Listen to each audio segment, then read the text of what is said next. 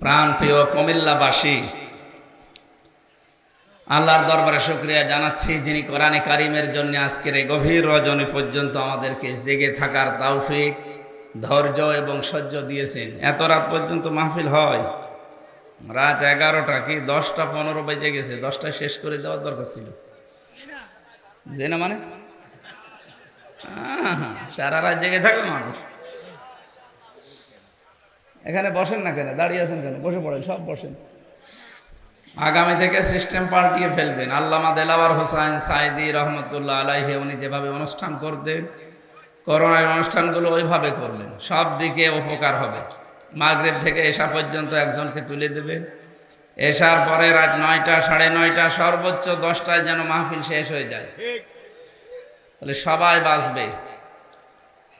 আপনাদের এলাকায় মনে হয় সিস্টেম আছে যে সারা রাত চলে না, মানে দরবার কেন্দ্রিক অনুষ্ঠানগুলো কোথায় পেয়েছে এরা? সুন্নতের পুরা বিপরীত এটা। এশার নামাজের পরে গুরুত্বপূর্ণ কাজ না থাকলে ঘুমিয়ে পড়া দরকার। আর রাত তোলে ওরা রাত 10টা 11টা 12টা 1টায়। সেদিন সিরাজগঞ্জে না কোন জায়গায় নিয়ে গিয়েছিল, পাবনা। আমারে বলছে, হুজুর আপনি ঘুমান, আপনার ফলর রাত 3টায়। না, এরকম মাহফিল করার জন্যই তো এসেছি। তাও তো আপনাকে আমরা সকাল সকাল তুললাম। এইটাই যদি সকাল হয় তো বিকাল কখন? এরপরে আর কেউ আছে? ওলা আর একজন আছে না। আমরা ওই রকম অনুষ্ঠানের সামনে করবো না ইনশাল্লাহ। ঘোষণা দিচ্ছি এই মাহফিলে, এই যে রেকর্ড হচ্ছে, তো আগামী থেকে অনুষ্ঠানগুলো আমরা সর্বোচ্চ 9:30 10টায় শেষ করে দেবো ইনশাল্লাহ। কারণ আমাদের মাহফিলগুলো ক্লাস সিস্টেমে হয়। আমরা একটা বিষয়ের ওপরে কথা বলি, সর্বোচ্চ 1 ঘন্টা 15 মিনিট বা 1.5 ঘন্টায় আমাদের আলোচনা শেষ হয়ে যায়। একটা ক্লাস খুব বেশি নিলে আবার আগের কথা মানুষ ভুলে যায়। দেখবেন পৃথিবীতে যত দেশ আছে, যত ক্লাস আছে, প্রত্যেকটা ক্লাস সরকার ভাগ করে দেয়। শিক্ষা মন্ত্রণালয় থেকে ভাগ করা আছে 40-45 মিনিট। এর উপরে আর ক্লাস হয় কেন? কি যারা বিশ্ববিদ্যালয়ে ক্লাস নেয়, আমি দেখেছি মিশর থেকে যারা আসতো, সৌদি আরব থেকে আসতো, মদিনা বিশ্ববিদ্যালয় থেকে ডক্টর জিয়াদ বলে একজন স্যার ছিল আমার। উনি আরবি গ্রামার নিতেন। লোকটা বাংলা বলতে পারতো না, তো আরবিতে এমন কায়দা কৌশলে গভীরে চলে যেত। ও 45 মিনিট না, 45 ঘন্টা বসে থাকবেন, কখন সময় যায় আপনি টেরও পাবেন না, যারা বোঝে তারা। আর যদি গ্রাম্য মানুষ নিয়ে তার সামনে বসিয়ে দেন, ও 2 মিনিট পরে গালি দেবে, হ্যাঁ ঘন্টামি করার জায়গা পায় না, কি বলেন আপনি? কিন্তু যারা বোঝে তারা 40-45 মিনিট না 45 ঘন্টা চলে গেলেও মনে করবে যেন আরো গভীরে ঢুকুক। তো এই জন্য ক্লাসের সিস্টেম সরকার এভাবে করেছে। এই কারণে এই মাথায় কথা ধরার একটা লিমিট আছে। 45 মিনিটের পরে বিজ্ঞান এই মাথার উপরে গবেষণা চালিয়ে দেখেছে যে যতই ভালো কথা বলেন আগেরটা আপনি ভুলে যাবেন। এই জন্য আমরা এমন ক্লাস করব না যে আগের গুরুত্বপূর্ণ কথাগুলো ভুলে যাচ্ছেন। এই জন্য যতটুকু পারা যায় আমরা চেষ্টা করব এখান থেকে কিছু বাড়ি নিয়ে যাওয়ার। যে আল্লাহ আমাদেরকে এখনো পর্যন্ত ধৈর্য ধারণ করে সহ্য নিয়ে এখানে বসে থাকার তৌফিক দিয়েছেন, বলেন আলহামদুলিল্লাহ। দরুদ আর সালাম পাঠ করছি আমাদের নবী, মানবতার মহান শিক্ষক মুহাম্মদুর রাসূলুল্লাহ সাল্লাল্লাহু আলাইহি ওয়াসাল্লামের প্রতি, যারা আনিত আদর্শ পেয়ে আমরা খুশি না বেজার? সবাই খুশি তো ইনশাআল্লাহ? এই কথাটা যেন ঠিক থাকে। মুহাম্মদুর রাসূলুল্লাহ আমাদের কাছে একমাত্র আদর্শ। এ কারণে দুনিয়ায় এমন কোনো মানুষ আসে না যার চরিত্র আপনার কাছে পরিষ্কার। আপনি বলতে পারবেন যে আপনি যাকে মেনে চলেন এই লোকটা জীবনে কোনোদিন মিথ্যা কথা বলেনি? পারবেন না। এই লোকটা জীবনে জেনা করেনি এ কথা বলতে পারবেন? তাও পারবেন না। অথচ এমন একজনকে আমরা মানি যে লোকটা সারাটা জীবনে 63 বছরে কোনোদিন একটা মিথ্যা কথা বলেনি, বলেন আলহামদুলিল্লাহ। আর বাকি গোলাম করে তো বললামই না, জীবনে তারা স্পর্শও করেনি। যদি ছোটখাটো কোনো ভুল তার থেকে বের হয়েছে, সঙ্গে সঙ্গে আল্লাহ রাব্বুল আলামিন কোরআনে কারিমে আয়াত নাযিল করে সুসংবাদ দিয়েছেন। আল্লাহ পাক বলেন, লিয়াগফিরা লাকাল্লাহু মা তাকদ্দামা মিন যামবিকা ওয়া মা তাআখার ওয়া ইউতিম্মা নি'মাতাহু আলাইকা ওয়া ইয়াহদিয়াকা সিরাতাম মুস্তাকিমা। হে নবী, আপনার আগে পেছনে যা আছে সব আমি আল্লাহ মাফ করে দেব না দিয়েছি। লিয়াগফিরা লাকাল্লাহু মা তাকদ্দামা মিন যামবিকা, সামনে পেছনে যা ছিল একটাও রাখি নাই। কোনো ভুল ত্রুটি যদি হয়েছে আমি আল্লাহ ওটা আর বাকি নেই, সবগুলো আমি মাফ করে দিয়েছি। আয়ুতিম্মা নি'মাতাহু আলাইকা, যত নিয়ামত আমি আল্লাহর আছে সব আপনাকে আমি দিয়ে দিয়েছি। আপনি কথা বুঝতেছেন? আল্লাহ যত নিয়ামত বানিয়েছেন সব আল্লাহ পাক নবীকে দিয়ে দিয়েছেন। শুধু এতটুকু আল্লাহ শেষ করেননি। ওয়ায়ুতিম্ম, এটা মোজারে, বর্তমান ভবিষ্যৎ, প্রেজেন্ট ফিউচার। যত নিয়ামত আল্লাহ পাক বানিয়েছেন কিয়ামত পর্যন্ত যত নিয়ামত দুনিয়াতে বানাবেন সব কিছু আমার নবীর নামে আল্লাহ উৎসর্গ করে দিয়েছে। ওয়াহদিয়াকা সিরাতাম মুস্তাকিমা, আপনাকে আমি আল্লাহ নিজে পথ দেখাচ্ছি, দেখাবো। কিয়ামত পর্যন্ত এই শব্দটা থাকবে কোরআনে। সিরাতাম মুস্তাকিমা, সরল এবং সঠিক যে পথ, শুধু সরল সঠিক পথ অর্থ হবে না, মুস্তাকিমা মানে স্থায়ী সরল পথ। ভালো করে শুনে, নবীকে আল্লাহ যে পথ দিয়েছেন আজ ভালো আছে কালকে নষ্ট হয়ে যাবে এমন না। বিশ্ব নবীকে আল্লাহ হেদায়েতের যে পথ দেখিয়েছেন, একদিকে সরল এবং সোজা, আর একদিকে স্থায়ী। এই জন্য প্রতিদিন ফরজ নামাজও যারা পড়ে প্রত্যেক দিন 17 বার আল্লাহর কাছে বলা লাগে, হ্যাঁ ছেলে কথা বলেন না, কোন মানে যার ভালো লাগে না আস্তে করে চলে যাবেন। কথা বলছেন কেন? আবার কথা বলেন, হ্যাঁ এদিকে তাকান।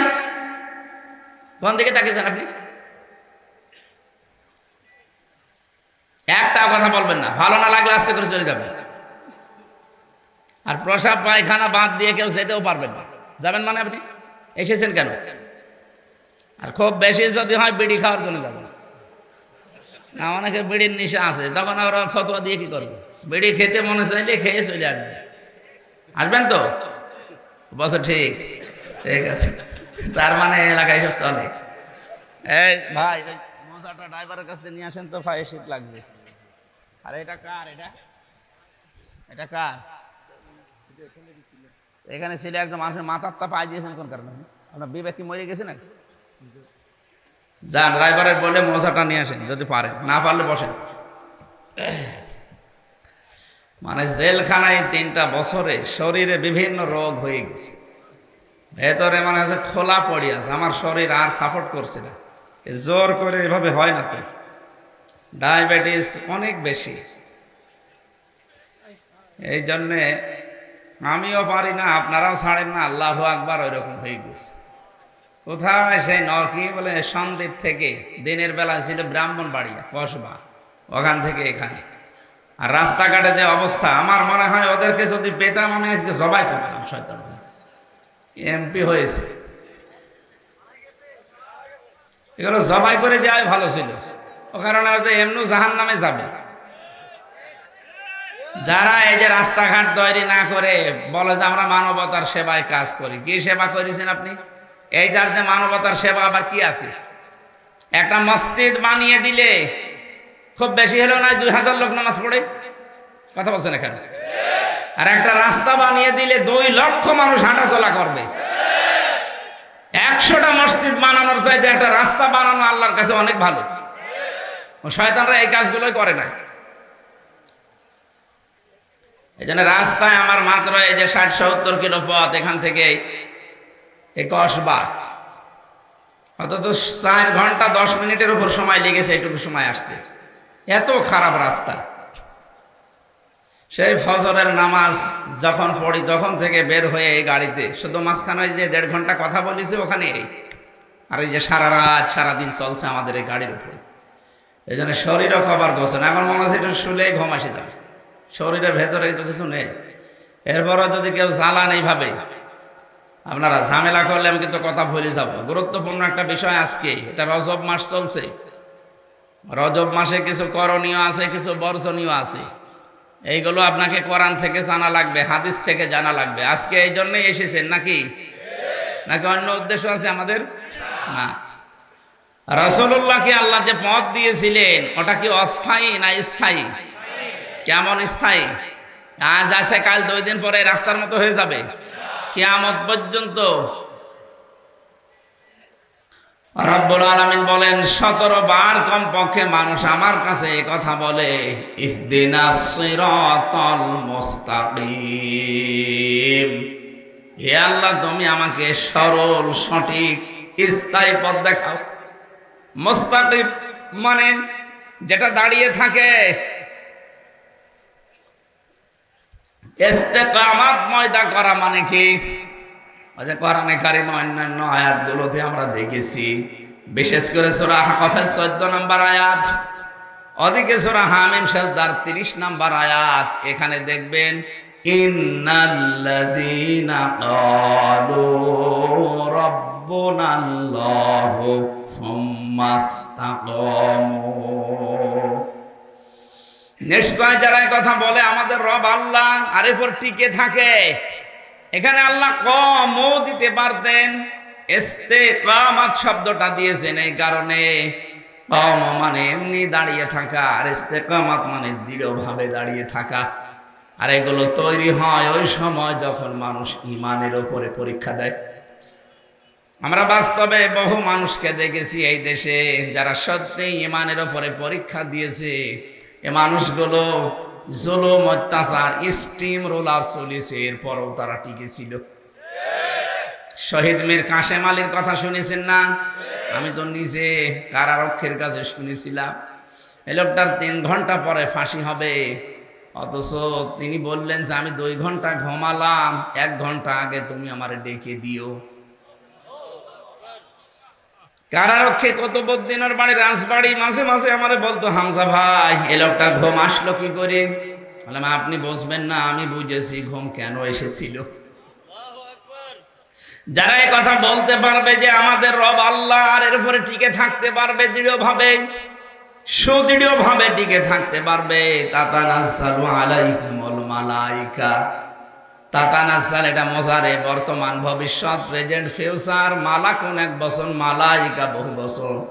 আল্লাহ বলেন এদের জন্য আমি বিপদে আপদে পড়লে ফেরেশতা পাঠাবো।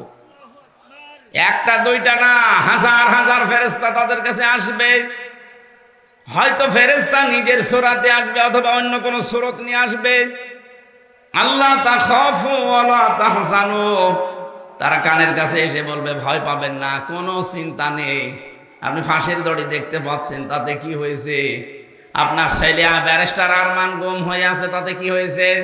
আপনার স্ত্রী এখনো পর্যন্ত অসুস্থ, তাতে কি হয়েছে? কোনো চিন্তা নেই, সবগুলোর দায়িত্ব আল্লাহ নিয়ে নিয়েছে। এ কথা না বললে জীবনও এই লোকটার 2 ঘন্টা ঘুম আসা সম্ভব না। কারণ আমি এই 3 বছর তো দেখেছি, ওনারা 8-10 বছর 10 বছর 12 বছর হয়তো ফাঁসির কন্ডেম ছেলে ছিল, আমিও তো 3 বছর একাধারে ছিলাম। যোগাযোগ বিচ্ছিন্ন হয়ে থাকা যে কত কঠিন আমি নিজে টের পেয়েছি। জেলখানায় সবচাইতে বেশি চলে ঘুমের বড়ি, তা ওনারা ছিল। আমরা ছিলাম প্রায় এই এশিয়া মহাদেশের ভেতরে সবচাইতে ভয়ঙ্কর জেল ওইটা কাশিমপুরের হাই সিকিউরিটি জেল যেটা বলে, ওখানে কোনো মায়া দয়া নেই। কোরআনে সূরা তাহরিমের ভেতরে পড়েছিলাম, ওয়ায়ামুরুনা মা তাফআলুন। ওই মানুষ, ওই ফেরেশতাগুলো বোবা একদিকে, কালা একদিকে, অন্ধ আর একদিকে, শুধু মুগুর হাতে দিয়েছে, ওরা পিটাতেই থাকবে। আপনি বললেও কিছু শুনবে না, ওরা তো চোখেও দেখে না, কথাও বলতে পারে না। এইরকম ফেরেশতার হাতে মুগুর দিয়ে বলবে, আল্লাহ বলবে পিটা, পিটাতেই থাকবে। আল্লাহ যা আদেশ করেছে ওইটা ছাড়াও কিচ্ছু জানে না।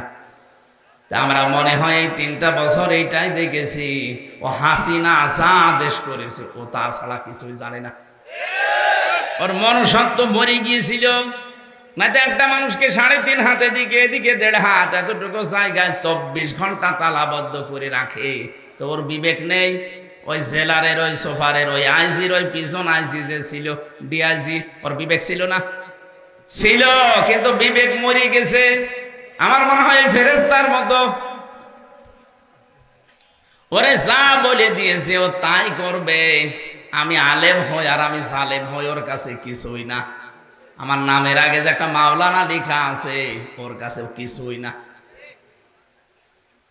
রাতের বেলা এসে 5-7 জন দেখতাম পাশের রুমে যারা আছে, এই ওঠেন, ওঠেন, এ কথা বলে কি করব এখন?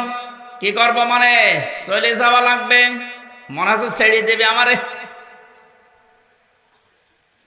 চোখ বেঁধে নেবে কালো কাপড় দিয়ে, হাত পেছনে হ্যান্ডকাপ দিয়ে বেঁধে দেয়, পায়ে ডান্ডা বেড়ি লাগিয়ে চলতেই থাকে সারা রাত। কোথায় কোথায় ঘোরায় আল্লাহ জানে। হঠাৎ রাত 3টা বাজে, 4টা বাজে, চোখ খুলে দেবে, হাতের বেড়ি খুলে দেবে, পায়ের ডান্ডা বেড়ি খুলে দেবে। কোথায় আমি? বলে গাজীপুর জঙ্গলে। এখানে কি? বলে তোরে ছেড়ে দিলাম, যা।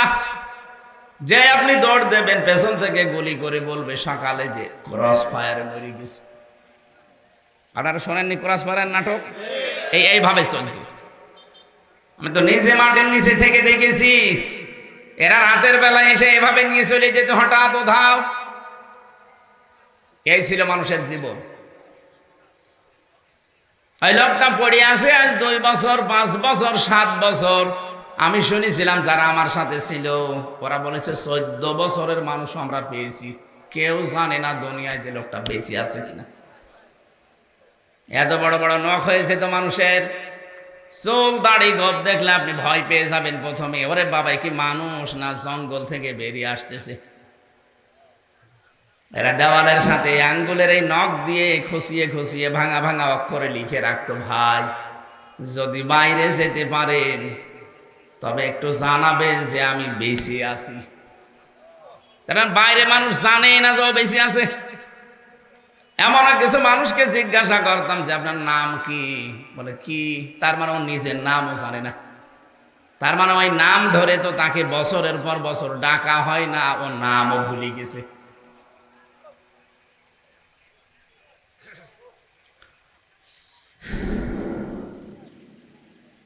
কত মানুষের যে এই শব্দটা ওর এই ক্ষমতার সাথে লেগে আছে আপনি জানেন? জালেমকে এমনি পালিয়েছে, ওর বংশটা এখন পালানো বংশ। আপনি দেখেছেন ওনার বোনের মেয়ে টিউলিপ সিদ্দিকী পদত্যাগ করেছে মন্ত্রিত্ব থেকে। ওনার মেয়ে যেটা পুতুল, ওইটাও এখন অবস্থা নড়বড়ে। কত মানুষকে নাকি অবৈধভাবে নিয়োগ দিয়ে সেখান থেকে টাকা পয়সা খেয়েছে। বলেন সুবহানাল্লাহ। সব ওরা ত্যাগী বংশ, দেশ ত্যাগ করেছে 2 বোন মিলে। ছেলের বউ ছেলেকে ছেড়ে ত্যাগ করে চলে গেছে, মেয়ের জামাই মেয়েকে ত্যাগ করে চলে গেছে। এই যে এটাও তো পদত্যাগ করা লাগলো বোনের মেয়েকে। নিজের মেয়েকেও যদি কয়েকদিন পরে পদত্যাগ করা লাগবে, যা করেছে এখন যা আসতেছে এটাও লাগবে। কারণ ওটা তো ওরা আমাদের মতো দুর্নীতিগ্রস্ত না। ওরা একেবারে সোল পরিমাণ কিছু পেলে তার খবর করে ফেলে। আর আপনি বিশ্ব স্বাস্থ্য সংস্থার দায়িত্ব নিয়ে বিভিন্ন জায়গা থেকে মাল কামিয়েছেন, যে আগে কি সুন্দর মাল কামায়। এই করেছেন যারা, তাদের কিন্তু সমস্যা সামনে আসতেছে। আমার ভাইরা, এই যে কত মানুষের আর্তনাদ জড়িয়ে আছে। তাহাজ্জুদের সময় দেখেছি মাঝে মাঝে রাত 3:30 4টার সময় যখন আমরা উঠতাম, মাওলানা মামুনুল হক আর আমি এক জায়গায় ছিলাম।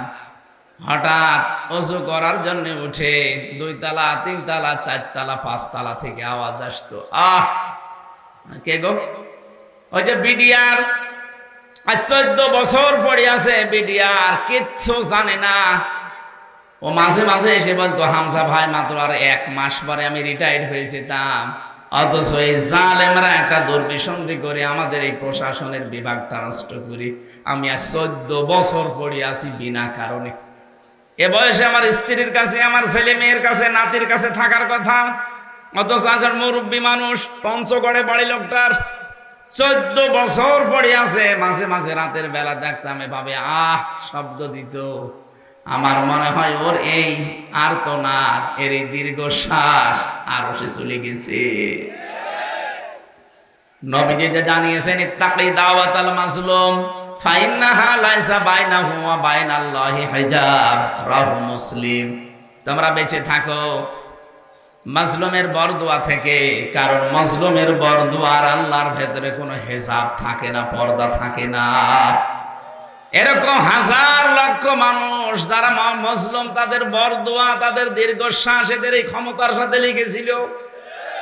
এখন এই যে আমেরিকার অবস্থা দেখতে পাচ্ছেন না, কি দাবানল জ্বলতেছে গাজায়। ওই মানুষগুলো সমর্থন দিয়ে, ইহুদিদের দিয়ে ছোট ছোট বাচ্চাদেরকে ঘরের ভেতরে রেখে তালা লাগিয়ে আগুন লাগিয়ে দিয়েছে। ওই বাচ্চারা, আমি ভিডিও দেখেছি, করে চিৎকার দিচ্ছে।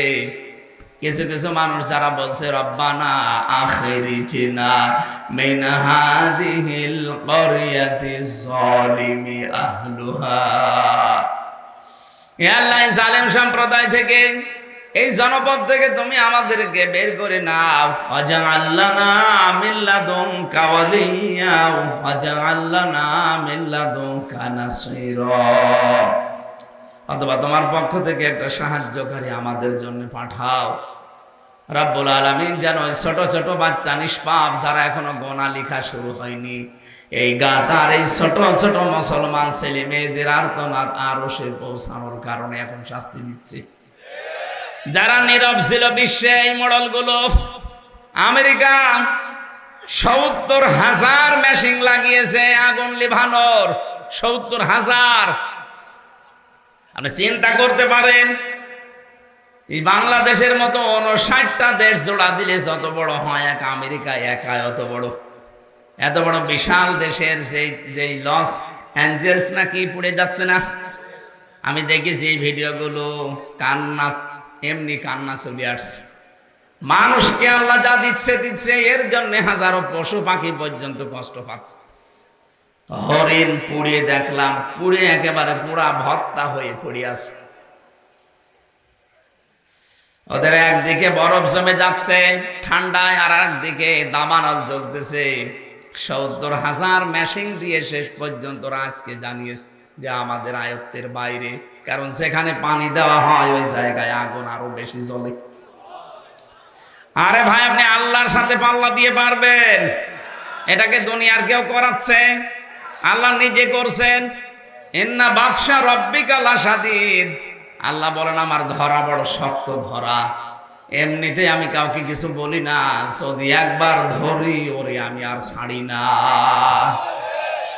আল্লাহ নিজে ধরেছেন। এখন আপনি 70,000 কেন, 70 লাখও যদি পানি আগুন লিভানোর মেশিন দিয়ে চেষ্টা চালান, জীবনও লিভাতে পারবেন না। যত দেবেন আরো তীব্রতা বাড়বে। কথা বলেন না কেন? এখন শুনলাম যে বিভিন্ন মসজিদের ইমামদেরকে, খতিবদেরকে ডাক দিয়ে বলছে আমাদের আয়ত্তের বাইরে, আমাদের আর কিছু করার নেই, আপনারা এবার আজান দেন। এবার আজান দে। আজান দেওয়া মানুষগুলোকে ধরে ধরে আগুন দিয়ে পুড়িয়ে দিয়েছ, এখন ঠেলা টের পাও। আল্লাহ মনে আছে বাংলাদেশের জালেমদের ওপরও এরকম একটা প্রতিশোধ নিচ্ছে। আলেমদের মাথায় দড়ি দিয়ে যখন নিয়ে যেত তখন বলতো দেখ কেমন লাগে। এখন যখন নিয়ে যায় আদালতে, আমরাও বলছি দেখ কেমন লাগে। যদিও শয়তানদেরকে এখনো পর্যন্ত আরামে রেখেছে। সেদিন এই গম চোরটা দেখলাম, এই কামরুল টাক, ওরে 2 তালার কথা বলে 4 তালায় তুলেছে। এই জন্য এত বড় ইতরামি করো আমার সাথে? ওরে শয়তান, আলেমদের মাথায় দড়ি দিয়ে ছাগলের মতো টেনে নিয়েছে, তো তখন কিছু বলনি। আর এখন 2 তালার কথা বলে 4 তালায় নিয়ে যায় তোমার গরম, ওর মুখের উপরে দেওয়া দরকার 2 চাটি। শয়তানের শয়তান। এই দেশটাকে নষ্ট করার জন্য যারা ভূমিকা পালন করেছে তার ভেতরে এটা একটা শয়তান। শিক্ষা ব্যবস্থা ধ্বংস করার জন্য যারা কাজ কাম করেছে, আপনার এই পাশের জেলা চাঁদপুরের একজন আর চট্টগ্রামের একজন, একেবারে শেষ করে দিয়েছে এই দুইজন। এর আগে সিলেটের একজন ছিল, ওটাও আর একটা শয়তান। ওদের শয়তান না কোনটা, প্রত্যেকটাই শয়তান। শয়তান মনে হয় 15.5 বছরের ছুটি নিয়েছিল, বলেছিল যে আমি আর শয়তানি কোথায় করব, আমার সাথে বড় বড় ভাই দেশে আছে, আমি চলে গেলাম অন্য দেশে। কে একটা যেন গল্প বলতো ছোটকালে সন্তান, যে শয়তান একবার খুঁজে পাওয়া যাচ্ছে না, কোথায় আছে কোথায় আছে। ও শেষ পর্যন্ত খোঁজ খবর নিয়ে দেখা গেল বাংলাদেশ নামে একটা দেশে বঙ্গবন্ধু শেখ মুজিবুর রহমানের পা ধরে পড়ে আছে। কে তুমি এখানে? বলে আমি শুধু আদম আর হাওয়াকে ধোকা দিতে গিয়ে আমার ঘাম ঝরে গেছে। আরে তো আমার বড় ওস্তাদ, এ ধোকা দিয়েছে 7.5 কোটি মানুষকে, আমি মাত্র 2 জনকে ধোকা দিতে গিয়ে জীবন আমার শেষ। এটা তো আমার বড় ওস্তাদ নাম, যে 7.5 কোটি মানুষ ধোকা দিয়ে বোকা বানিয়ে আজ বসে আছে। আমি যদি এখন কাউকে ওস্তাদ মানি, এইটাই আমার বড় ওস্তাদ।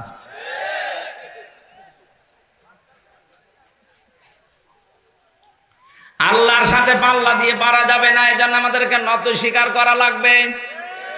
বিশ্ব নবীকে আল্লাহ যে পথ দিয়েছিলেন, এটা অস্থায়ী পথ না, ওটা স্থায়ী পথ। আমরা আল্লাহর কাছে 17 বার প্রতিদিন চাই, আল্লাহ তুমি আমাদেরকে ইহদিনাস সিরাতাল মুস্তাকিম, আমাকে সরল এবং সঠিক পথ দেখাও। রব্বুল আলামিন বলেন, আগের কথা শোনার পরে তোর তো মনে হচ্ছে সরল সঠিক পথে তুই আছিস, তুই তো হেদায়েতের উপরে আছিস বলে মনে হয়, কারণ তুই প্রশংসা করলি আমি আল্লাহর। আলহামদুলিল্লাহি রাব্বিল আলামিন আর রহমানির রহিম মালিকি ইয়াউমিদ্দিন, এই কথাগুলো সব প্রশংসা না? এই কথা বোঝেন?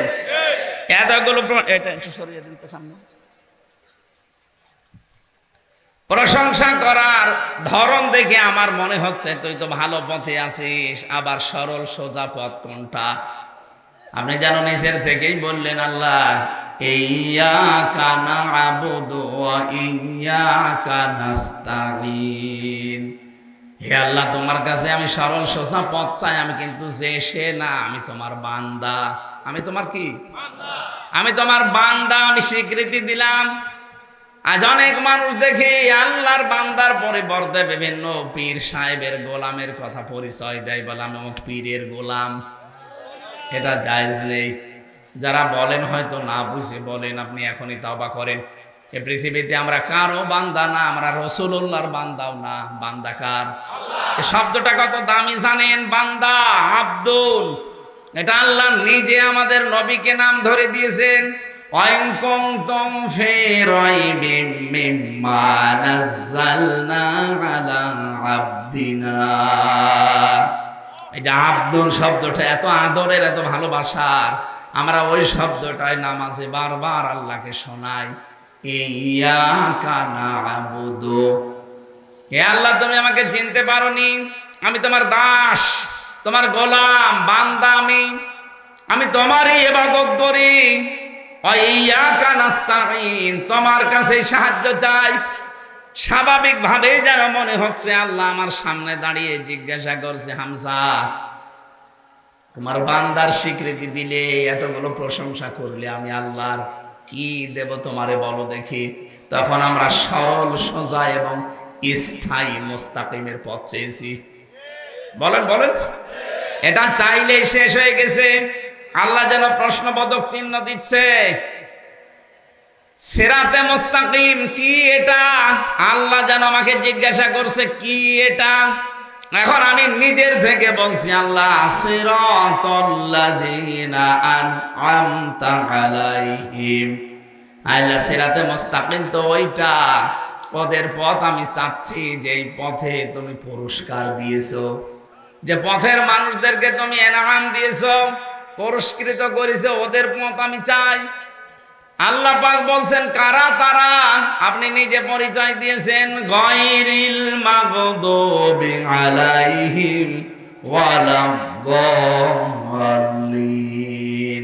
তাদের পথে তুমি চালাবে না যারা মাগদুব এবং দল্লিন, যারা অভিশপ্ত এবং পথভ্রষ্ট।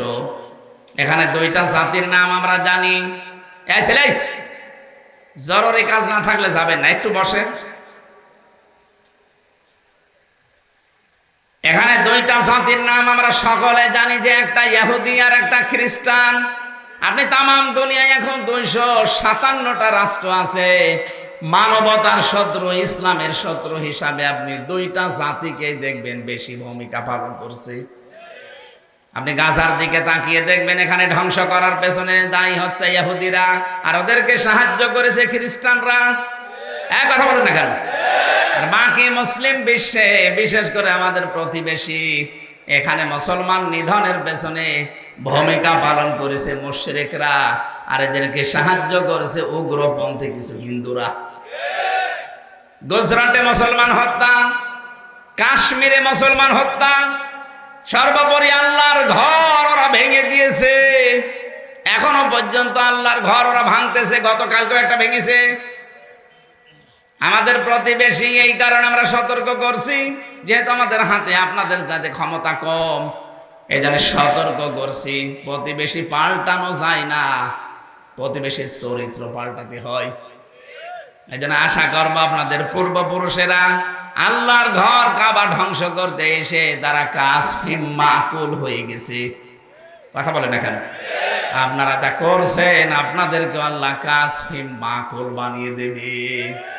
এই জন্য আপনারা থামেন, হয়তো বুঝে হোক না বুঝে হোক, আবেগে এক শয়তানের পামে আপনারা এটা করছেন। এক শয়তান হাওয়া দেয় আর আপনারা এটা করেন। একটা নির্ভেজাল টাটকা শয়তান ওই মোদিটা। কত মুসলমানের রক্ত ওর হাতে লেগে আছে আপনি জানেন, আর আপনি আর জায়গা পেলেন না যাওয়ার, ওর কাছে গিয়েছেন। তাম দুনিয়ার 257টা রাষ্ট্র, এই ময়লার বস্তা কেউ নেয়নি, মোদি নিয়েছে। এটা ময়লার বস্তা না? বলেন তো, ওই মহিলারা কেউ কাজের লোক রাখবে না? আমার তো সম্ভব না। ও সাঁতারে কাজের লোক রেখে করবো কি আমি? অথচ তাকান, তাম দুনিয়ার নিকৃষ্ট মানুষের তালিকা খুঁজবেন, আপনি 6 জন মানুষের নাম পাবেন। তাম পৃথিবীতে 6 জন মানুষের নাম আছে নিকৃষ্ট, যারা গণহত্যাকারী। তার ভেতরে হিটলার আছে, চেঙ্গিস খান আছে, ওই যে যেটার নাম বললাম ওইটা আছে, আর যেটা পালিয়েছে এর নামও আছে। এর এখন বয়ফ্রেন্ড, এরপর আর একটা কি আছে জানো? গার্লফ্রেন্ড। এ পর্যন্ত যেন থাকে, আর নিচে নামবেন না, কারণ নিচে নামা আপনাদের জন্য আর জায়েজ নেই, কারণ দাদা তো আর মুসলমান না। ও দাদা এখন মুসলমানই দিতে গেলে যে পাকা মতা সওয়াল কিডা দেবে?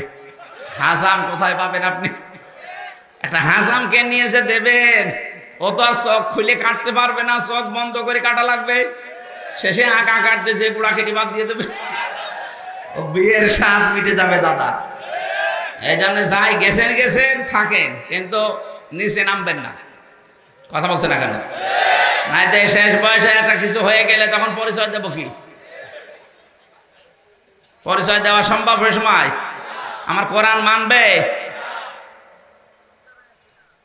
আলা তুনকিহুল মুশরিকিনা হাত্তা ইউমিনু, সূরা বাকারা 2 নম্বর পারা 14 নম্বর পৃষ্ঠা 4 নম্বর লাইনের 221 নম্বর আয়াতের মাঝের অংশে আছে। আল্লাহ বলেন, কোন মুশরিক পুরুষ যদি ঈমান না আনে, কোন মুমিনা নারীর জন্য তার সাথে বিয়ে করা জায়েজ নেই। আমি এই জন্যই বকবক করছি, এমনি করতাম না।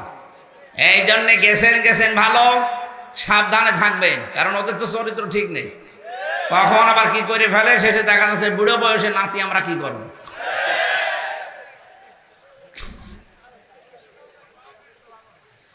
কুমিল্লাবাসী, একটা মহিলার জেদের কারণে আপনারা কিন্তু বিভাগ পাননি, নয়তো বিভাগ হয়েছে। তো একটা মানুষের দোষ দিতে যে মোস্তাক কি করেছে, মোস্তাক আপনার যা করেছে ভালো করেছে, এরকম আরো বেশি করার দরকার ছিল, তাহলে এই যন্ত্রণায় পড়া লাগতো না আমাদের। এই কথা বলেন না কেন?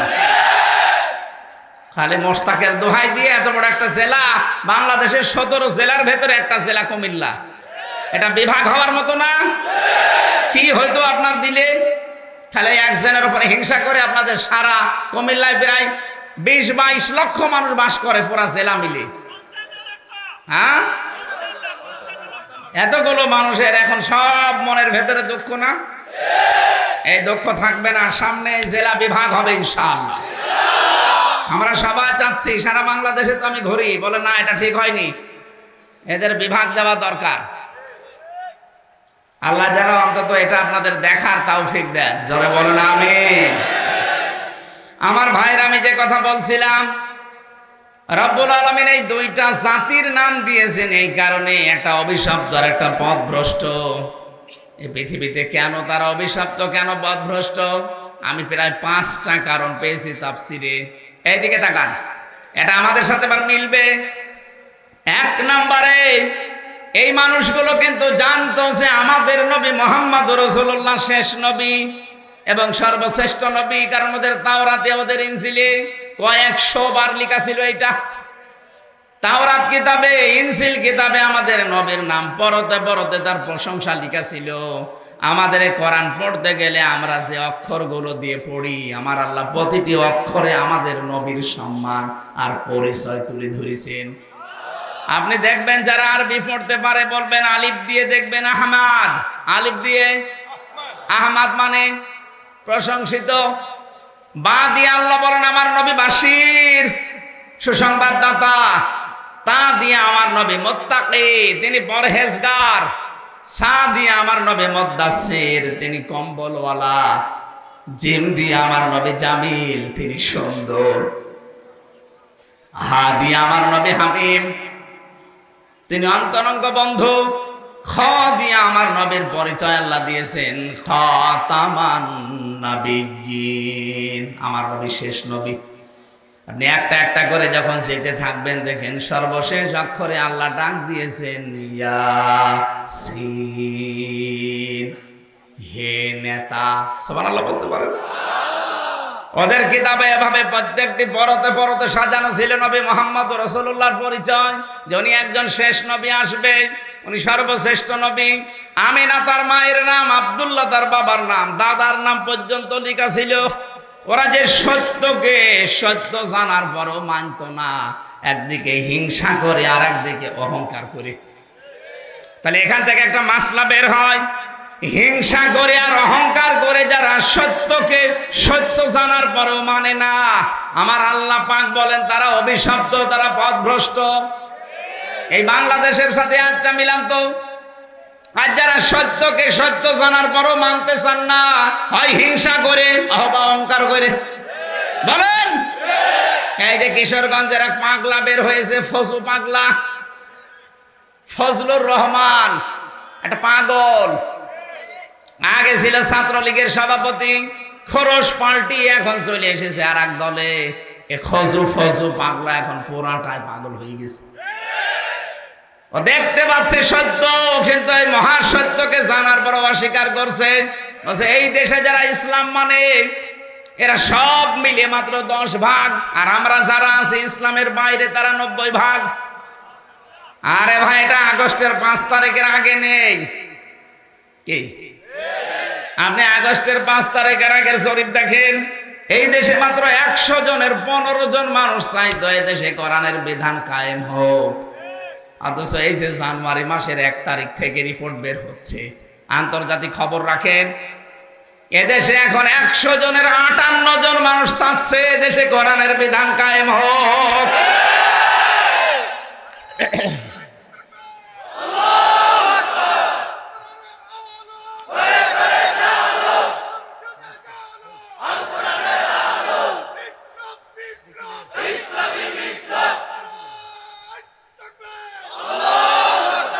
এই ফজুর মতো আরো কিছু মানুষ দেখছে পাগল হয়ে গেছে।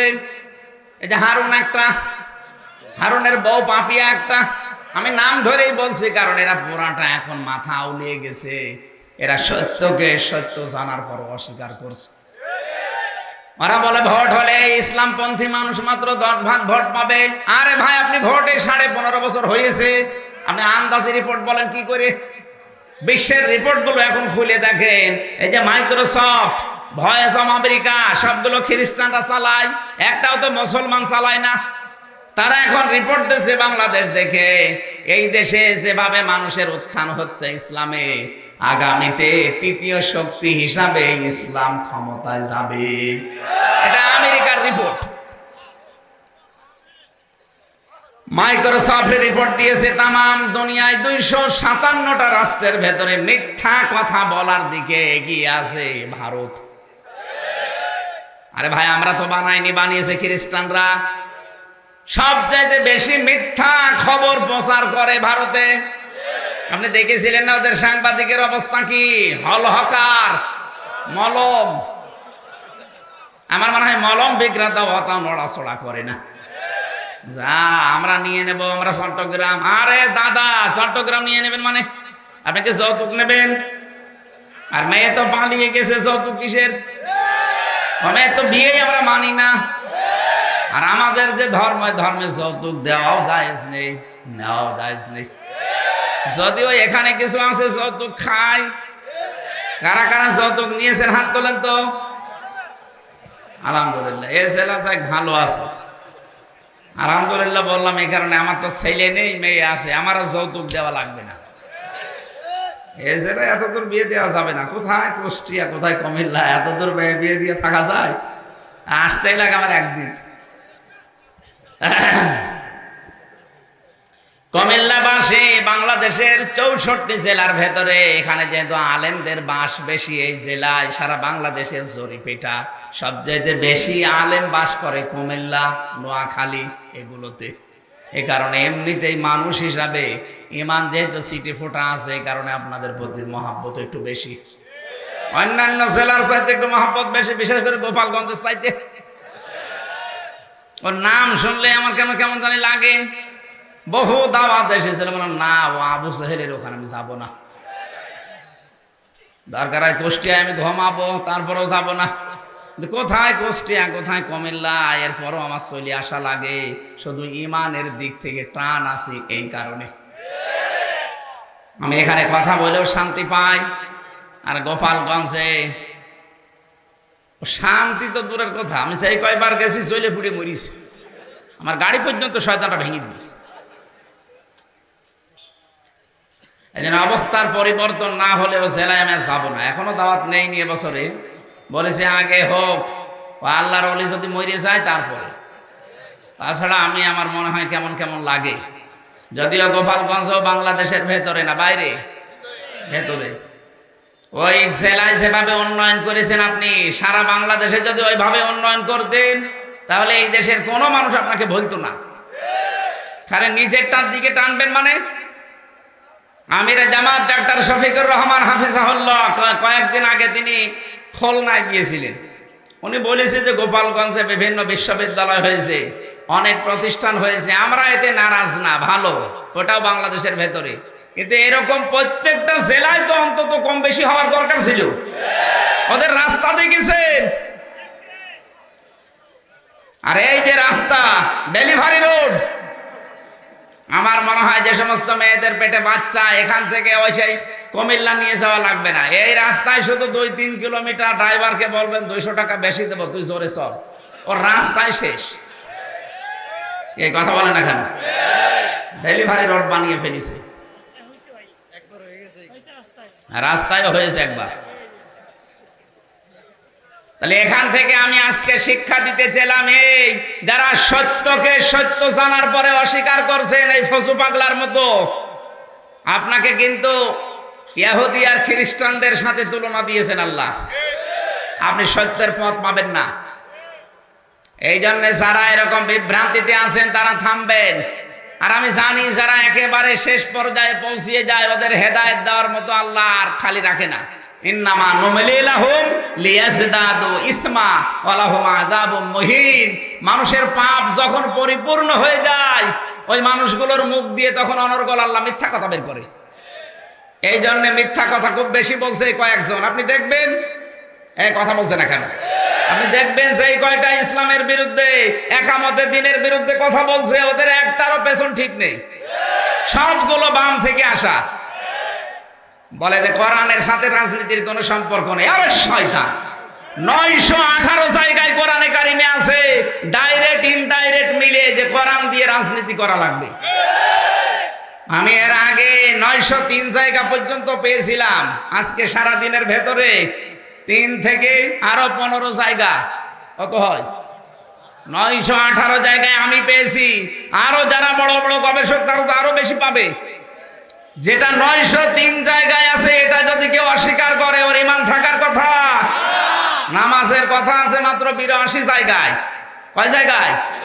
যাকাতের কথা আছে মাত্র 82 জায়গায়, হজের কথা আছে মাত্র 1 জায়গায়, রমজানের কথা আছে মাত্র 1 জায়গায়।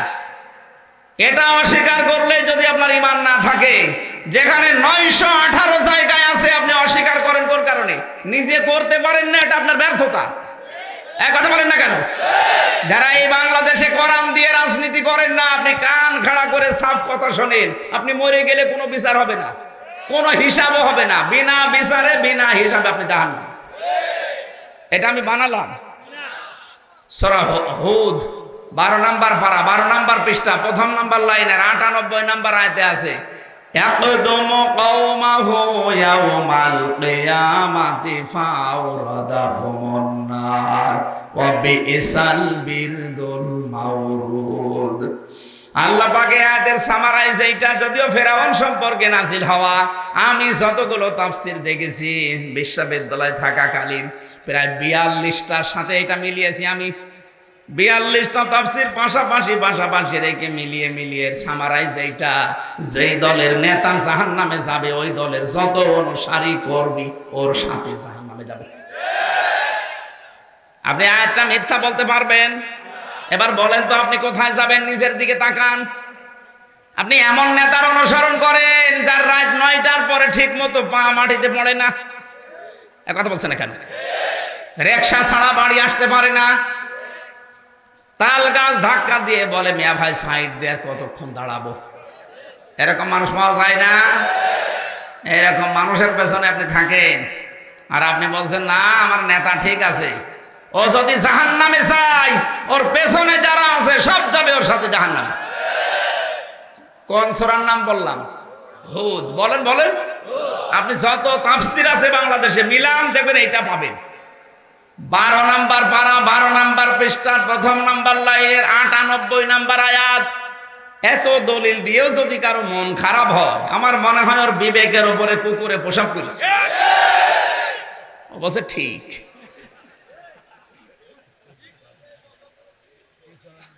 এই বলেন তো এই আয়াতের মূল শিক্ষা আমরা কি পেলাম? যারা সত্যকে সত্য জানার পরে অস্বীকার করে, মানতে চায় না, হিংসা করে হোক আর অহংকার করে হোক, এরা একদিকে মাগদুব আর একদিকে দললিন, পথভ্রষ্ট না, একদিকে পথভ্রষ্ট আর একদিকে লানত প্রাপ্ত। সুতরাং এটা শুধু ইহুদি খ্রিস্টানদের জন্য না, মুসলমানদের ভেতরেও জানেন যে এটা সত্য। বাংলাদেশে আজ হাজার হাজার দল করে মানুষ, এর ভেতরে সব দল তো আর সঠিক না। এক কথা বলেন না কেন? নবীজি বলেছেন আমার উম্মতের ভেতরে 73টা দল হবে। বনি ইসরাইলে ছিল 72 দল, আমার উম্মতে হবে 73 দল। এর ভেতরে 72 দল যাবে জাহান্নামে, একটা দল যাবে জান্নাতে। তাহলে এই দেশে যতই দল থাক সব দল তো আর জান্নাতি না। বলেন বলেন। মানা আলাইহি ওয়া আসহাবি, একালি টান আছে। যারা আমি নবী এবং আমার সাহাবীদেরকে অনুসরণ করে চলবে তারা জান্নাতি। এই দেশে এখন তাকান, যারা আল্লাহর নবীকে এবং নবীর সাহাবীদেরকে অনুসরণ করে, অনেকের প্রশ্ন আসতে পারে যারা বিশাল জুব্বা গায়ে দেয়, পাগড়ি মাথায় দেয়, এরাই কে বলেছে আপনাকে? বিশ্ব নবীর সাহাবীদের জীবনীগুলো খোলেন। এক একজন সমরবিদ ছিলেন, কেউ অর্থনীতিবিদ ছিলেন। আপনার ভেতরে অর্থনীতিবিদ আছে, সমরবিদ আছে, পরিকল্পনা দেওয়ার মতো মানুষ আছে, 10টা মানুষের কর্মসংস্থান তৈরি করবে এই লোকটার মতো এরকম মানুষ আছে। এই যে এই মানুষটার নাম হচ্ছে মনির হোসেন পাটোয়ারি। চেহারা দেখতে যাই হোক, হাজারো মানুষের কর্মসংস্থান তৈরি করে দিয়েছে। আর ভাই আপনি আল্লাহর ওলি করার জন্য সে চলে যাচ্ছেন চিটাগাঙে, বরিশালে। কে বলেছে আপনাকে?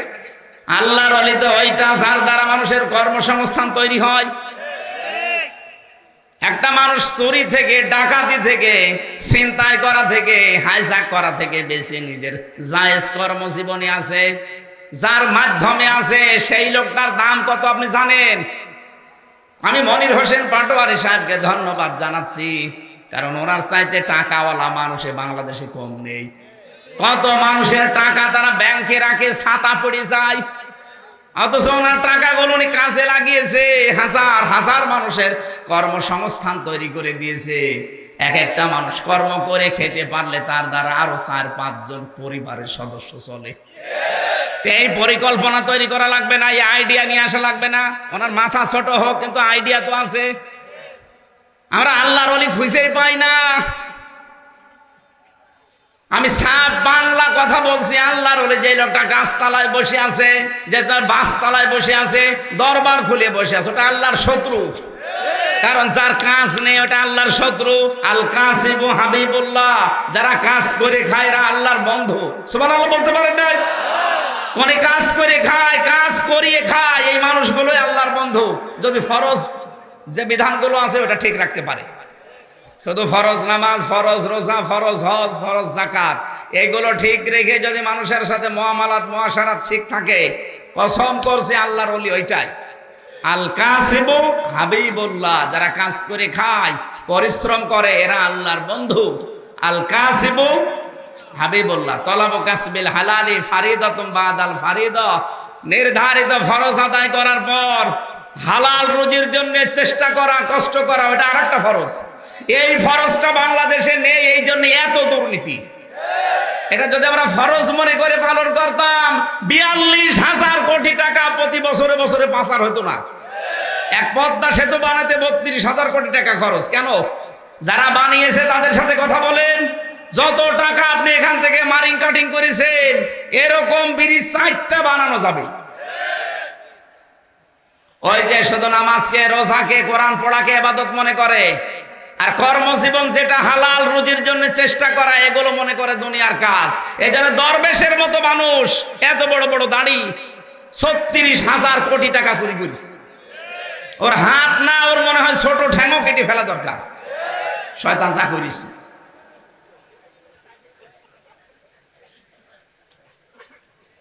সত্যকে সত্য জানার পরে যারা আজ গোপন করে রাখছেন বিভিন্ন স্বার্থের কারণে, উল্টা পাল্টা বকতেছেন, আপনি হেদায়েত থেকে বঞ্চিত হয়ে যাবেন। আপনার পাপ যখন পরিপূর্ণ হয়ে যাবে, ওয়ালাহুম আযাবুম মুহিন, আল্লাহ বলেন ওকে আমি অপমানজনক শাস্তি দেব। ও যে কালা মানিককে দিয়েছে, একটা হাইকোর্ট কি সুপ্রিম কোর্টের বিচারপতি, কি অবস্থা দেখেছেন? কলার পাতা শুয়েছিল, গলায় গামছা দিয়ে জনগণ টেনে এনেছে। এই কথা বলছে না কেন? আর গলায় গামছা দেয় কাদের? চোরদের। কাদের? সুপ্রিম কোর্টের বিচারপতিকে আল্লাহ চোর বানিয়েছে। এমনকি ওর বিসিও উড়ে গেছে। হ্যাঁ, ওর বিসি নেই। আমি আন্দাজে বলছি না, আমি যেখানে ছিলাম ওই ঘরে এখন ওই শয়তান আছে। সেদিন এক কারারক্ষীর সাথে আমার গাজীপুরে দেখা, বছর হুজুর ওই শয়তান আমার আন্ডারে আছে। আয় রাখ, হুজুর ওর বিসি নেই। ঠিক আছে, ওর বিসি নেই, এটা বাইরে প্রচার করবো, কারণ ওর বউ যেন না থাকে। কারণ ওর বউ যেই জানবে যে ওর বিসি নেই, থাকবে বউ, চলে যাবে। এই জন্য আজ যারা বুঝে শুনে, জেনে শুনে সত্যকে অস্বীকার করছেন, তাদের কপাল থেকে আল্লাহ হেদায়েত বঞ্চিত করে দেবে। তারা একদিকে অভিশপ্ত, আর একদিকে পথভ্রষ্ট। আল্লাহ যেন আমাদের বাঁচান, বলেন আমিন। আমি এই কথাই তুলেছিলাম যে এমন নবীকে আমরা অনুসরণ করছি, যে নবীকে আল্লাহ স্থায়ীভাবে সরল এবং সঠিক পথ দিয়েছেন। ওয়ায়ানসুরাকাল্লাহু নাসরান আজিজা, আল্লাহ পাক বলেন আমার নবীকে আমি শক্ত মজবুত সাহায্য করেছি। জোরে বলেন আল্লাহু আকবার। কি সাহায্য করেছিলাম? আমরা 14টা সাহায্য পেয়েছি। কোরআন শরীফ থেকে আমি এবার বাছাই করে বলছি। আপনারা কষ্ট পাচ্ছেন?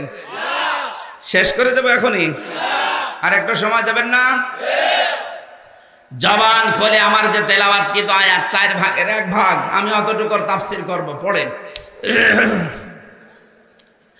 আউযু বিল্লাহি মিনাশ শাইতানির রাজীম। বিসমিল্লাহির রহমানির রহিম। ওয়া ক্বাদা রাব্বুকা আল্লা তা'বুদু ইল্লা ইয়্যাহু ওয়া বিল ওয়ালিদাইনি ইহসানা। নবীজিকে যে নাসরুল আজিজা দিয়েছেন, প্রবল শক্তিশালী সাহায্য, এই সাহায্য 14 রকম আছে কোরআনে। তার ভেতরে প্রথম নাম্বার সাহায্য এটা, ওনাকে একটা দেশ আল্লাহ চালাতে দেবেন, কল্যাণময় রাষ্ট্র কিভাবে তৈরি করা লাগে। যেহেতু এটা রজব মাস, আজকে মনে হয় 14 তারিখ, এই রজব মাস কিভাবে আল্লাহর নবীকে আল্লাহ নিয়ে একটা কল্যাণময় রাষ্ট্র গঠন করতে হলে কি কি লাগে ওইটা উনাকে শিখিয়েছিলেন। 27 বছর ধরে শিখিয়েছেন। কয় বছর? 27টা বছর ধরে আল্লাহ নিজের কাছে বসিয়ে বসিয়ে শিখিয়েছেন। আর আমরা আজকে কয়েক মিনিটে এই 27টা বছরের গুরুত্বপূর্ণ শিক্ষাগুলো জেনে ফেলবো। আমার বিশ্বাস, যদি এই রাষ্ট্রে যারা দায়িত্বে আছেন, এই 14টা কর্মসূচি যদি বাংলাদেশে অ্যাপ্লাই হয়, এই দেশটাও ইনশাআল্লাহ দাঁড়িয়ে যাবে মদিনার মতো। নবীজি যেমন বলেছিলেন, খায়রুল কুরুনি করনি, আমার যুগ শ্রেষ্ঠ যুগ, বাংলাদেশও শ্রেষ্ঠ দেশ হয়ে যাবে ইনশাআল্লাহ। প্রথম নাম্বারে নবীজি ওখান থেকে এসে বললেন, আমার আল্লাহ আমাকে জানিয়েছেন, আকাযা রাব্বুকা আল্লা তা'বুদু ইল্লা ইয়্যা, আল্লাহ ছাড়া কারো ইবাদত করা যাবে না। আজ বাংলাদেশে আল্লাহর বাইরে ইবাদত আছে না? কত পীরের ইবাদত হচ্ছে, এই কথা বলেন না কেন? প্রশ্ন আসতে পারে, কয় আমরা তো পীরের ইবাদত করি না। এ প্রশ্ন সাহাবীরাও করেছিল। আল্লাহ রাব্বুল আলামিন সূরা তাওবার ভেতরে আছে, দেখবেন 31 নম্বর আয়াত, ইত্তাখাযু আহবারাহুম ওয়া রুহবানাহুম আরবাবাম মিন দুনিল্লাহ ওয়াল মাসিহ ইবনা মারইয়াম ওয়া মা উমিরু ইল্লা লিয়া'বুদু ইলাহান ওয়াহিদা লা ইলাহা ইল্লা হুয়া সুবহানাহু আম্মা ইউশরিকুন। বলেন আল্লাহু আকবার। নবীজি বললেন, যারা তাদের আহবার এবং রহবার, এদেরকে যারা রব হিসাবে গ্রহণ করে আল্লাহকে বাদ দিয়ে, এখানে আহবার মানে পীর ফকির, যারা দরবেশ পীর সাহেব, এদেরকে ধর্মগুরু। রহবান মানে যারা বৈরাগ্য সংসার ত্যাগী, তারা। সাহাবীরা বললেন, হুজুর কই, এদেরকে তো আমরা রব হিসাবে মানি না। নবীজি বললেন, ওরা যখন কোনো কিছুকে আদেশ করে ওটা কি তোমরা মেনে নাও না? যেটা নিষেধ করে ছেড়ে দাও না? বলে হ্যাঁ, তা তো করি। নবীজি বললেন, এইটাই তো রব মানা বলে। আজ বাংলাদেশে কোরআনের কথা বলে আদেশ দেবেন, মানবে না, বলে আমার বাবা বলেছে। এরকম ভক্ত আছে না দেশে? এরা তাদের পীরকে রব মানে, এইটাই কোরআনের কথা। এই জন্য আল্লাহর ইবাদতের বাইরে আর কারো ইবাদত করা যাবে না। তার মানে আল্লাহর আদেশের বাইরে কোনো আদেশ, আরো জোরে বলেন, আল্লাহর আদেশের বাইরে কোনো আদেশ চলবে না। ওই যে 918 জায়গায় আছে, তার ভেতরে এই দুইটা, আলা আলা হলে খালাক ওয়াল আমর। আল্লাহ বলেন, সৃষ্টি যার, হুকুমও চলবে তার।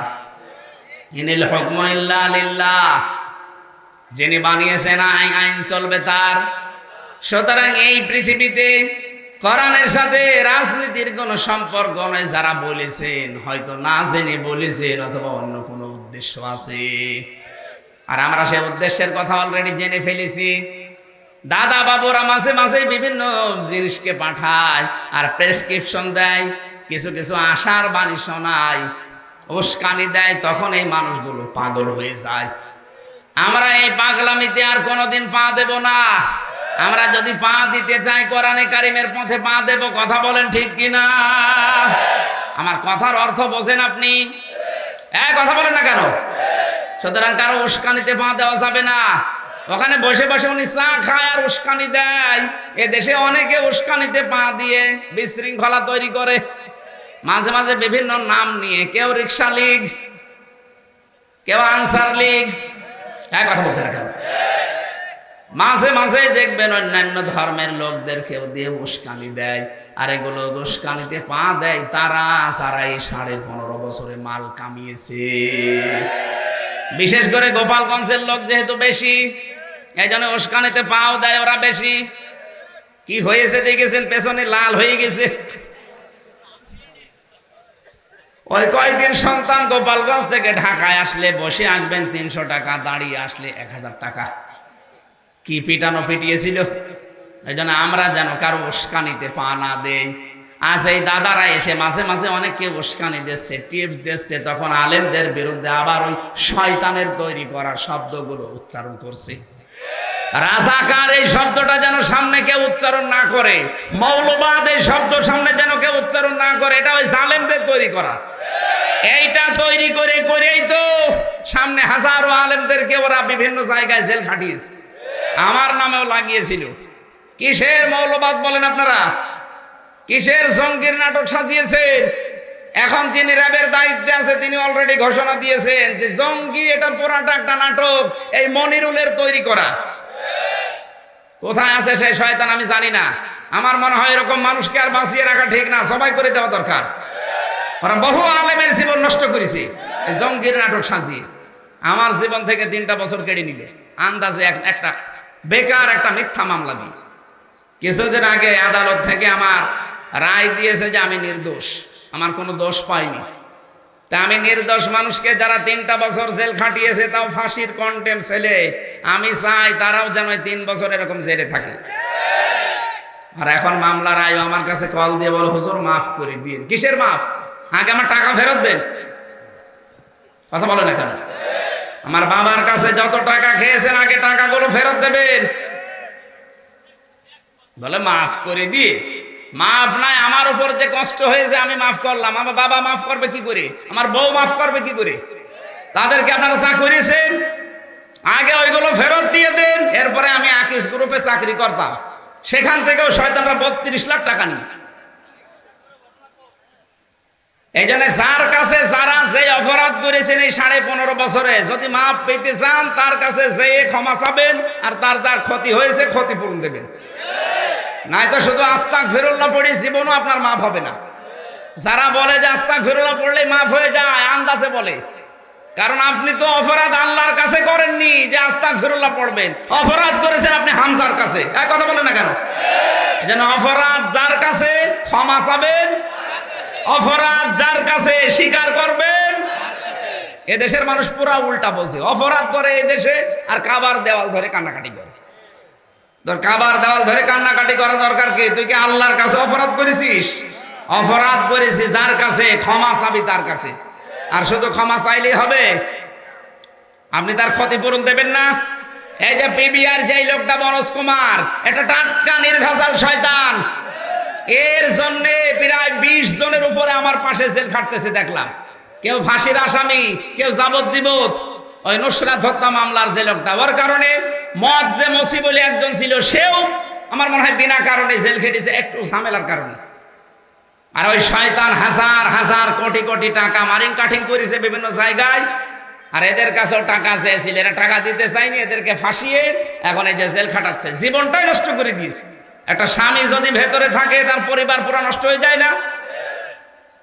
ওই শয়তানের শুনলাম ভিসা বাতিল করে দিয়েছে, ওর পাসপোর্টও জব্দ করেছে। ওকে যেন ছাড়া না হয় এই মনোজ কুমার। এটা একটা নির্ভেজাল টাটকা, একেবারে টাটকা শয়তান। আমি তো শয়তান দেখিনি, ওরে দেখলে মনে হয় শয়তান যদি দেখতাম তো এরকমই হতো। এরকম বহু শয়তান এই দেশে এই জালেমাকে টিকিয়ে রাখার জন্য চেষ্টা চালিয়েছিল। এই ডিআইজি মনিরুল যেটা, এরপরে আমার এই আসাদুজ্জামান কাউন্টার টেররিজমের যেটা প্রধান ছিল, ওইটা আর একটা, খালি আলেমদেরকে গায়ে হাত দিত। আল্লামা জুনায়েদ বাবুনগরী রহমতুল্লাহ আলাই তার দাড়ি ধরে এভাবে টান দিয়ে তুলে ফেলেছিল।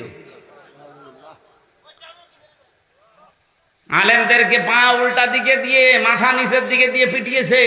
আমারও হাত পেছনে বেঁধে বা ডান্ডা বেড়ে দিয়েছে পায়ে, মাজার সাথে দড়ি বেঁধে 11 ঘন্টা টাঙিয়ে রেখেছে শয়তান, তাও মাটির নিচে।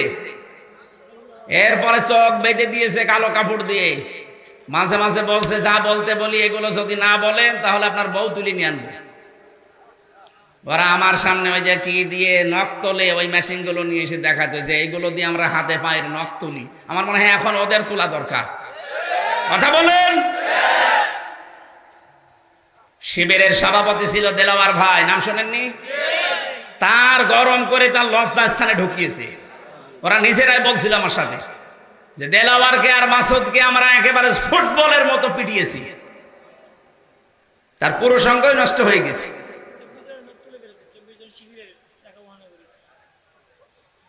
কত মানুষকে যখন রিমান্ড থেকে আমার সামনে নিয়ে আসতো, চিহ্ন দেখলে তার চিৎকার। বলেন তো, একটা জীবিত মানুষের নখ যদি এরকম তুলে ফেলে, ফিনকি দিয়ে রক্ত বের হয়। আপনি তুলে দেখেন, একটা মানুষের চোখের এই যে ভরু, এগুলো সব তুলে ফেলেন, দেখবেন ও কিছুক্ষণ পরে পিটাবেন, পায়ের নিচে অন্ধকার দেখবে। একাধারে আধা ঘন্টা পিটাতে আছে পায়ের নিচে, আপনি আধা ঘন্টা 1 ঘন্টা পরে কিছু দেখতে পাবেন না, কারণ পায়ের রগের সাথে চোখের রগের একটা সম্পর্ক আছে। ওরা তো জানে কোথায় কি মারলে, কোন জায়গায় কি করলে ও আর জীবনে কিছু করতে পারবে না। শফিকুল ইসলাম মাসুদ ভাই ডাক্তার, তার এই হাত পা এই সমস্ত জায়গা ফুটবলের মতো পিটিয়েছে, সবগুলো গুঁড়ো গুঁড়ো হয়ে গেছে। শুধু খারাপ হাউ আঙ্কেল নাই, হাউ আঙ্কেলের মতো হাজারো হাউ আঙ্কেল আছে। একটাকেও ছাড় দেওয়া ঠিক না, তাহলে সামনে যারা আসবে এরা আরো বেশি জুলুম করবে। এদেরকে দৃষ্টান্ত হিসাবে এমন শাস্তি দেওয়া লাগবে, আগামীতে যারা আসবে ক্ষমতায় তারা যেন অন্তত ভয়ে কাঁপে না, দরকার নেই। আর যদি এখন আপনি এদেরকে বাবা শাহজালাল ঠিক আছে মাফ করে দিলাম যান, আগামীতে যারা আসবে ওরা মনে করবে কিছুই তো হয় না, দেখি আবার শুরু করি। এই জন্য অনেকে কিন্তু বলা অলরেডি আরম্ভ করেছে যে 15.5 বছরে তো কোরআনের অনুষ্ঠান করতে অনুমতি লাগতো, আমরা যদি যেতে পারি অনুমতি দেব না।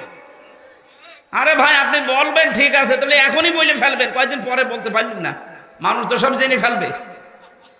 কথা বলছেন না? আপনি যেটা বলবেন আমরা জানি, যে কিছুদিন পরে বলবেন, ভোটটা হয়ে যাক আগে যদি বলে ফেলেন এদেশে 96% মুসলমান, এরা জানতে মাতাল হলো, তাহলে ঠিক আছে। আপনি আলেমদের বিরুদ্ধে যাবেন, জীবনও এ দেশের মানুষ মেনে নেবে না। এই কথা বলে না কেন? সুতরাং এই দেশকে শান্তি, স্বস্তি, নিরাপত্তা দিতে যদি চান, এই 14 দফা কর্মসূচি মাস্ট বি এই দেশে এখন কায়েম করা লাগবে। নবীজিকে বললেন যে 1 নাম্বার কায়েম করবেন, কেউ যেন আমি আল্লাহ ছাড়া অন্য কারো ইবাদত না করে। এটা যখন একেবারে সব জায়গায় জারি হয়ে যাবে, অবিল ওয়ালিদাইনি ইহসানা, এই পৃথিবীতে আমি আল্লাহর পরে সবচেয়ে বেশি কষ্ট করে এই মানুষের জন্য তার মা বাবা। আমি বিজ্ঞানের তথ্য পড়েছি, একটা মানুষ পৃথিবীতে আসতে যে কষ্ট হয় মায়ের, 57 ইউনিট কষ্ট হয়। কত? অথচ 45 ইউনিট কষ্ট দিলে একটা মানুষ মরে যায়। আমরা যারা পুরুষ মানুষ আছি, সর্বোচ্চ 45 ইউনিট কষ্ট পেলে আপনি মরে যাবেন। আর মা আমার মুখ দেখা দেখিয়ে 57 ইউনিট কষ্ট সহ্য করেছে। অথচ এই মাকে অনেকে আলাদা করে দিচ্ছে খাবারের ভয়ে। অনেকে তাদেরকে শুধু আলাদা করে না, বৃদ্ধাশ্রমে রেখে আসতেছে। বর খুশির জন্য, শাশুড়ির খুশির জন্য মা বাবাকে আলাদা করে দেয়, বাড়ি থেকে তাড়িয়ে দেয়। এমন মানুষ কুমিল্লায় নেই? এটা আলেমদের জেলা। এ কাজ করেন কোন কারণে? এটা রংপুর বিভাগের ওই যারা, তাদেরকে আমরা মফিজ বলে ডাকি, তারা করলে নাই হয়, তারা বোঝে না, শোঝে না। আপনারা তো জ্ঞানী মানুষ।